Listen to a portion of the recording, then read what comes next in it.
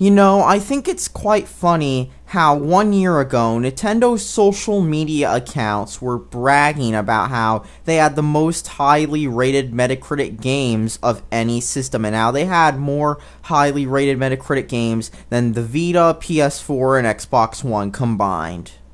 Now sure, there were some questionable parts about this announcement, such as where Nintendo was using Metacritic user scores in their criteria, which is funny if you consider how often Metacritic user scores are bombarded by 0 out of 10 reviews from people hopping on controversy or fanboys, or 10 out of 10 fanboy reviews.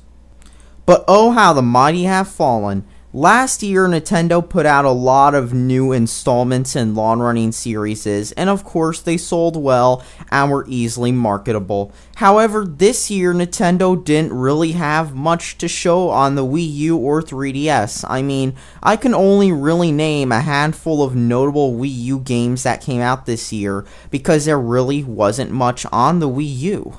But here's the thing with the Wii U and 3DS this year. Out of what did come out, a lot of the games were getting 50s, 60s, and 70s in Metacritic scores, and not the 80s and 90s Nintendo is known for. I mean, even with the reviewers, loving everything Nintendo does, they still manage to get mediocre review scores. And here's the thing, this has actually been Nintendo's lowest reviewed year since 2005. Now, maybe it's because, quite frankly, this year's output has been pretty shit on Nintendo systems, even by Nintendo fan standards. I mean, what did Nintendo put out this year? A new Animal Crossing game that's not even a main series Animal Crossing game, just so they could sell Amiibos? I mean, it was literally called Animal Crossing Amiibo Festival, for crying out loud.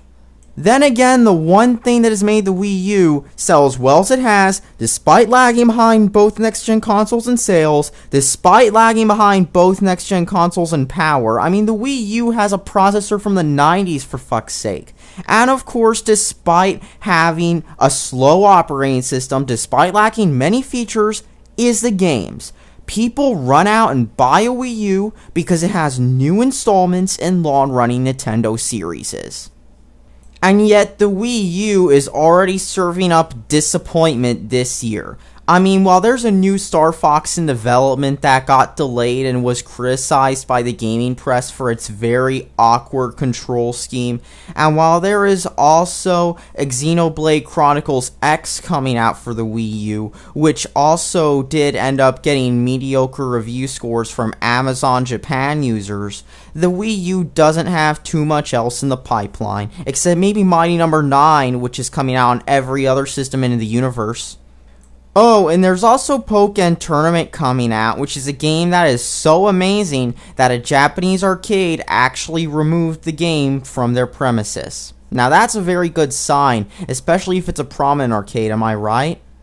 And the 3DS also doesn't seem to be getting very many new games. However, it does have a Fire Emblem game which seems to be crippled, as they did remove parts of the game unless you pay up for the full package.